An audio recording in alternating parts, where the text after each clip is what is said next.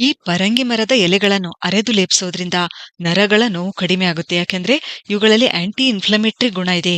ಎಳೆ ಪಪ್ಪಾಯಿಯಿಂದ ಸುರಿತಕ್ಕಂಥ ಹಾಲೇನಿದೆಯಲ್ಲ, ಅದು ಸ್ವಲ್ಪ ಪಟಕದ ಚೂರ್ಣ ಅದರಲ್ಲಿ ಸೇರಿಸಿ ಹಚ್ಚೋದ್ರಿಂದ ಕಲ್ಲೊತ್ತು ಮತ್ತು ನರೋಲಿ ಇವು ಗುಣವಾಗುತ್ತವೆ. ಎಳೆ ಪಪ್ಪಾಯಿಯಿಂದ ಬರ್ತಕ್ಕಂಥ ಹಾಲನ್ನು ಸಂಗ್ರಹಿಸಿ ಸ್ವಲ್ಪ ಜೇನುತುಪ್ಪ ಸೇರಿಸಿ ತಿನ್ನೋದ್ರಿಂದ ಜಂತು ಹುಳುಗಳು ಮಲದಲ್ಲಿ ಹೊರಬರುತ್ತವೆ. ಇನ್ನು ಪಪ್ಪಾಯಿ ಹಣ್ಣು ಬೆಳಗ್ಗೆ ಖಾಲಿ ಹೊಟ್ಟೆಯಲ್ಲಿ ಕೆಲವು ದಿನಗಳವರೆಗೆ ಸೇವಿಸುತ್ತಾ ಬಂದ್ರೆ ಅರುಚಿ, ಅಜೀರ್ಣ, ಮಲಬದ್ಧತೆ ಇವು ನಿವಾರಣೆ ಆಗುತ್ತವೆ. IBS ಲಕ್ಷಣಗಳು ಕೂಡ ಕಡಿಮೆ ಆಗುತ್ತವೆ. ಪಪ್ಪಾಯಿ ರಕ್ತ ಶುದ್ಧೀಕರಿಸುವ ಗುಣ ಹೊಂದಿದೆ. ನಮ್ಮ ಲಿವರ್ನ ಆರೋಗ್ಯ ಕಾಪಾಡುತ್ತದೆ.